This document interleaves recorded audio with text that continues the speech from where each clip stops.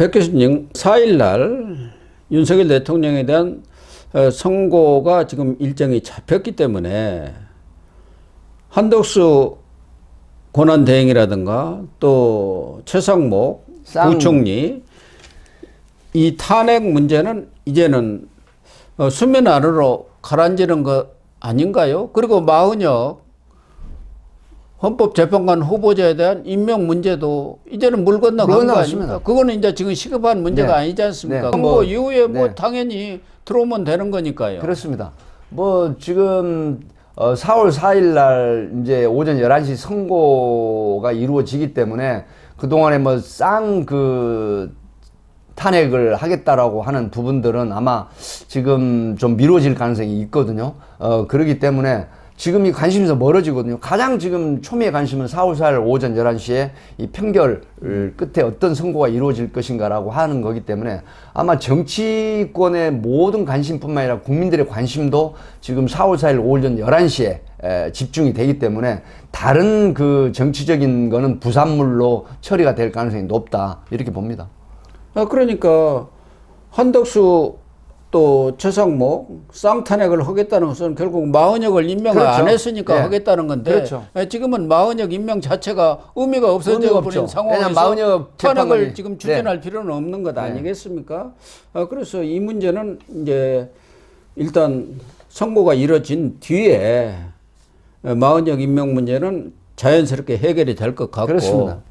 문영배라든가 이미선 재판관이 18일 날 퇴임을 하게 되고 임기 만료로 그 경우 만약에 기각이 되면은 윤석열 대통령이 그 임명권을 행사를 하는 것이고 안 되더라도 한덕수 대행이 권한 대행이지만 그렇다고 해서 헌법기관이 완전히 기능을 못하게 그렇게 방치할 수는 없는 거 아닙니까? 6명으로는 아무것도 못하니까 2명 대통령 추천을 추천을 해야죠. 추천해서 임명을 하는 수밖에 없는 거 아니겠습니까? 결국 이재명 대표가 지난 주말을 계기로 해서 전면에 나선 것은 지금 현재 돌아가는 분위기가 유리하다고 보지 않았기 때문에 그렇습니다. 긴급하게 한덕수 대행한테 이 회동을 제1까지 하면서 전화도 2번이나 하고 문자까지 보냈는데 한덕수 대행은 우리 속된 말로 씹은 거고 이 반응을 보이지 않은 거 아니겠습니까? 사실상 거절한 것 아니겠습니까? 그만큼 초조하고 안달이 났다 그 얘기 아니겠어요? 사실 그렇죠. 이재명 대표 입장에서는 한덕수 그 대통령 권한 대행을 지금 시급하게 만날 이유가 딱 한 가지죠. 마은혁 재판관을 임명을 해야 된다는 당위성 이런 걸 요구하고 이 강압할 그런 목적이 아니겠습니까? 그럼에도 불구하고 한덕수 대행은 또 누굽니까? 정치 구단이라고 버금가는 분 아니겠습니까? 그렇기 때문에 한덕수 대행이 만남을 통해서 초래되는 여러 가지 부작용이라든가 그다음에 정치권의 뭐 비판이라든가 이런 걸 엮일 필요가 없는 거죠. 총리실에서 그렇게 얘기를 하지 않았습니까? 뭐 관세 정책이라든가 그다음에 그 화재, 산불로 인한 이재민들의 대응 문제 이런 것 때문에 이런 걸 민생 문제를 먼저 해결하고 그리고 차근차근 생각해 보겠다 이렇게 발표를 했거든요. 그렇기 때문에 아마 이런 모습들을 보면 지금 현재 분위기는 상당히 이 여권에 유리하고 야권에는 불리한 기류가 감지가 됐다라고 하는 건 틀림없는 것 같습니다. 한덕수 권한대행도 대통령 권한대행인데 뭐 국정원이라든가 경찰이라든가 여러 정보기관 그런 데서 정보를 다 보고를 받는 것 아니겠습니까? 그렇습니다. 지금 현재 대통령직을 수행하는 분인데 현재 돌아가는 상황이라든가 이런 것에 대해서 뭐 현재 재판관들하고 무슨 소통할 것은 아니지만 그래도 전반적인 것을 파악하고 있다고 봐야 하는 것이죠. 그렇습니다. 그런 상황에서 이재명 대표가 회동을 제안하고 긴급하게 전화하고 그런데 만나기는 좀 어려운 것 아니겠습니까? 아니 한덕수 대행이 만약에 만난다라고 하면 정치권에 상당한 문제 제기를 던지는 거예요. 왜 그러냐면 두 분의 대화가 결국은 비틀어지고 왜곡되고 변질돼서 또 전파될 가능성이 있거든요. 그렇게 되면 한덕수 대행으로서는 여권이라든가 우파 쪽에 불리한 전언이 나온다라고 하면 또 엄청난 비판을 초래를 하는 것이고 야권은 또 전략에 말려들어서 이용당하는 이런 부분이 있겠지만 그럼에도 불구하고 결국 그 4월 4일 날 이미 그 선고가 이루어지는 걸로 발표가 됐기 때문에 이런 부분들이 이미 무의미해졌다 이렇게 봅니다. 예, 그렇게 봐야 할 것 같습니다. 이재명 대표도 오죽 똥줄이 탔으면은 이제 뭐 그렇게 비난을 하더니 당장 오후에는 제발 좀 만나 주세요 하고 간청을 했겠습니까?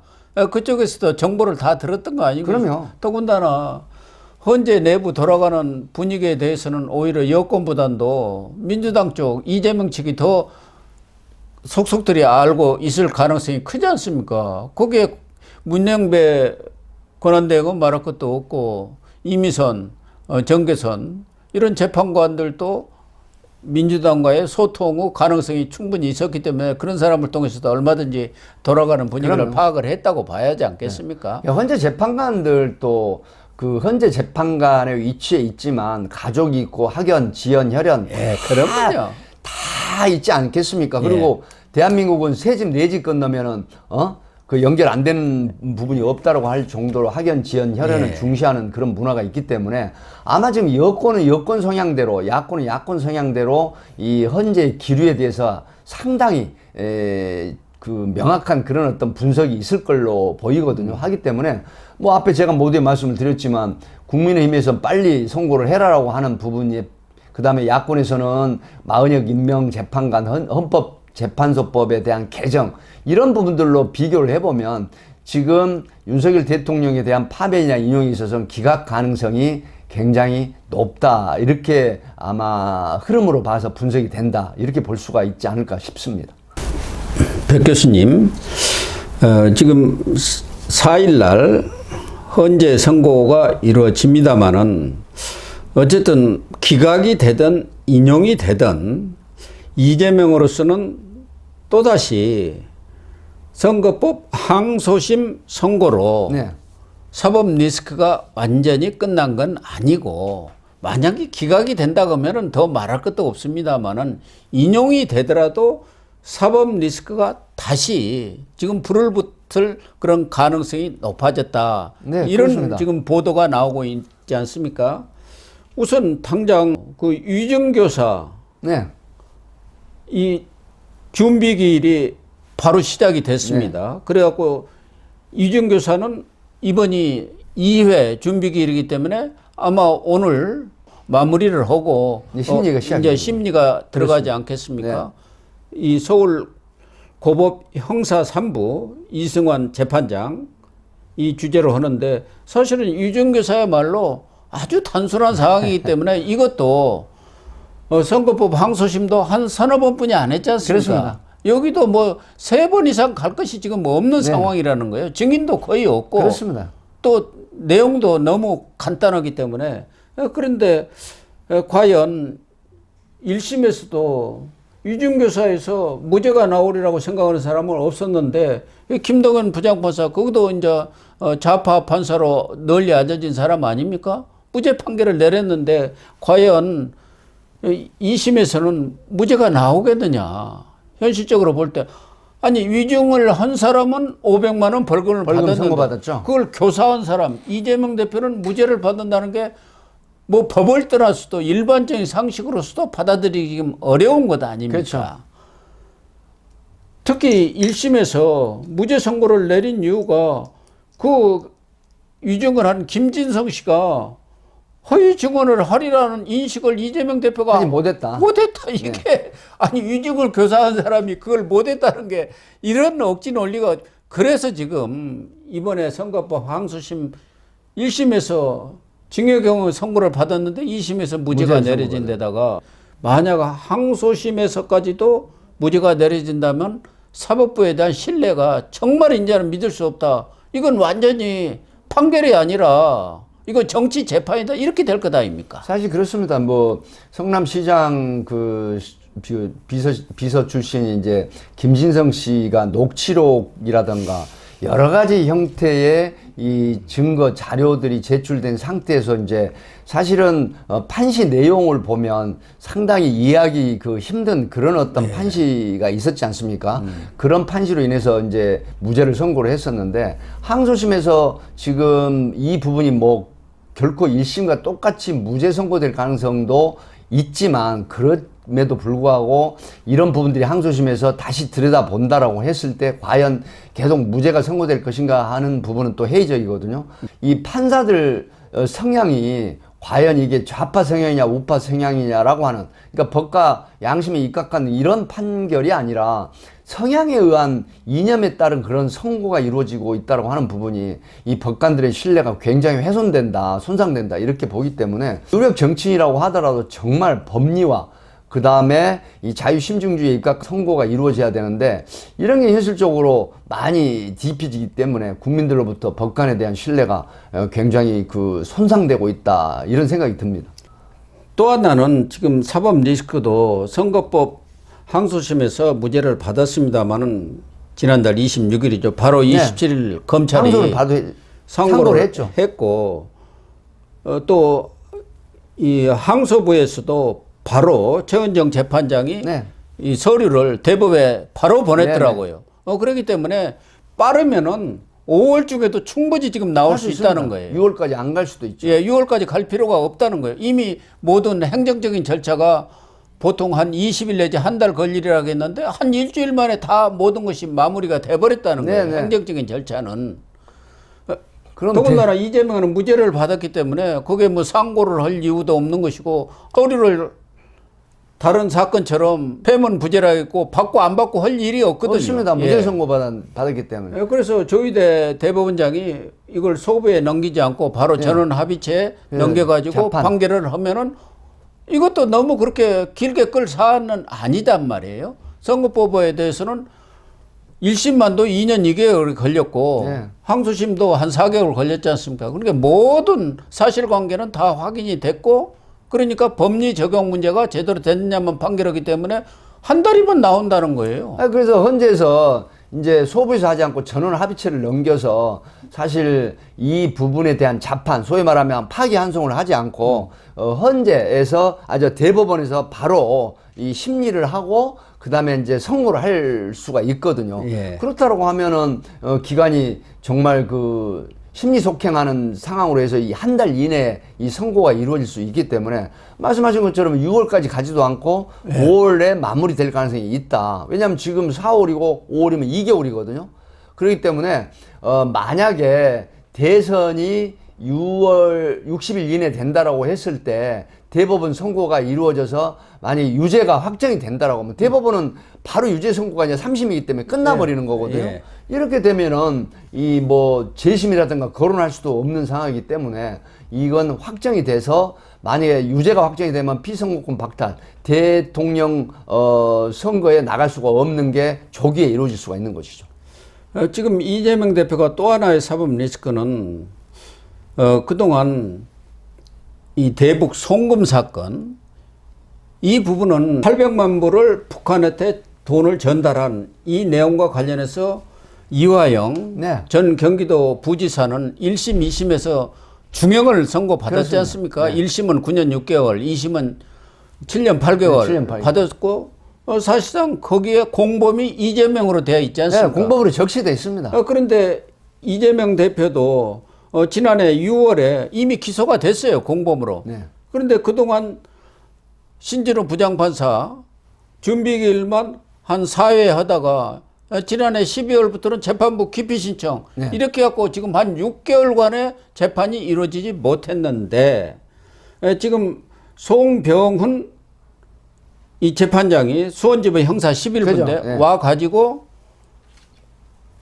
그동안 그 재판부 기피 신청에 대해서 각하 결정을 내린 이 서류를 이 재판부에서 보냈는데 폐문 부재다 이렇게 해갖고 6번을 받지를 않았는데 결국은 그 후에 2차례 더 보내가지고 지난달 28일 수령한 걸로 되어 있단 말이에요. 그러니까 이재명 대표가 수령이 됐어요. 그래서 이번 달 23일에 공판 준비기를 갖는다. 그러니까 이 대북 송금 사건에 대해서도 이제 재판이 본격적으로 시작되는데 이 사건이야말로 너무 명백하지 않습니까? 아니 공범인 이화영이가 800만 불 때문에 그런 중형을 받았는데 아니 도지사의 허가 없이 어떻게 할 수가 있겠습니까? 그렇죠. 그러니까 지금 수원지법 형사부에서 그 재판관 기피 신청을 내면서 지난해 6월 기소 이후에 전혀 심리가 이루어지지 않았거든요. 그러니까요. 그래서 각하 결정이 돼서 이게 이제 송달을 한 것이고, 그래서 이제 제3자 뇌물이라든가 애국한 거래법, 또 남북교류 협력법 이 부분으로 지금 심리를 이제 재개를 하는 거거든요. 그렇기 때문에 여기서 이제 유죄가 난다고 하면 이건 벌금형이 아니라 경합범으로 해서 징역형 이상의 선고가 나올 가능성이 높기 때문에 지금 김성태 쌍방울 전 회장이라든가 뭐 이화영 전 시장 말씀하신 것처럼 7년여가 넘는 중형을 항소심에서 선고를 받았지 않습니까? 그렇다고 하면 이 부분이 사실은 가장 우두머리라고 할 수 있는 이재명 대표가 가장 그 중점에 서 있거든요. 중재가 되는 하기 거죠. 때문에 쌍방울 전 회장, 김성태, 그 다음에 이화영 전 지사 다 유죄가 이루어졌다라고 했을 때 과연 가장 중심에 있는 피고인이 무죄를 받을 수 있다라고 하는 것도 어불성설이다 이렇게 보기 때문에 이 부분도 큰 사법 리스크가 지금 기다리고 있는 것이죠. 그래서 이재명 대표는 설사 인용이 되더라도 사법 리스크가 다시 재개될 가능성이 재개될 있죠. 가능성이 있고, 기각이 되면은 이제 뭐 깜빵 가는 것 외에 달리 방법은 없는 거 아니겠습니까? 그래서 이재명 대표가 어떻게든 마은혁 재판관 후보자를 집어넣어가지고 인용 판결을 받아내려고 그렇게 안달을 했던 거라고 봐야 하는 것 아니겠습니까? 그렇죠. 그러니까 이재명 대표 입장에서는 법률가이기 때문에 이 사법 리스크에 대한 결과를 너무 잘 알고 있거든요. 예. 그래서 마은혁 재판관을 임명을 해서 이 대통령을 파면하고 그 다음에 대선이 되면은 본인이 야권의 유력 주자로 해서 대통령 당선되면 사실은 그런 얘기가 이미 있었죠. 대통령이 당선된 걸로 해서 대통령이 당선되면은 이 모든 재판은 중지된다. 이게 다수설이다. 그런데 이게 사실은 근거 없는 얘기로 드러났기 때문에 아마 이재명 대표 입장에서는 어떻게든지 이 대통령을 끌어내리고 그다음에 대선에 나가서 본인이 대통령이 됨으로 해서 사법 리스크를 피해 가자라고 하는 그런 깊은 뜻이 있다. 이렇게 봅니다. 더군다나 이 대북 송금 사건은 유엔 안보리 제재 위반도 되고 미국 행정부의 제재 위반도 되는 사건이거든요. 그래서 이 사건은 이재명으로서는 가장 치명적인 그렇습니다. 중재를 받을 가능성이 크고, 대장동 재판이라든가 이런 것은 지금 또 4개 사건이 병합이 돼가지고 1회 사건만 심리가 끝나서 지금 대장동 본 재판이 계속이 되고 있습니다만 이것은 시간이 많이 걸릴 것으로 예상이 되지만, 다른 사건들의 경우 특히 선거법이라든가 그리고 위증교사 이런 부분에서는 이재명 대표가 조기에 법의 심판이 내려질 가능성이 높다. 이렇게 네네. 보면은 이재명의 사법 리스크는 여전히 살아있다. 계속 이렇게 진행이 봐야. 되는 거죠. 이준교사, 그 다음에 대법원에 상고된 이 공직선거법, 그리고 이제 그 남북교류 협력법이나 그 다음에 애국한 거래법, 그 다음에 특가법상 제3자 뇌물수수 이런 부분들의 사법 리스크가 계속 줄대기하고 있기 때문에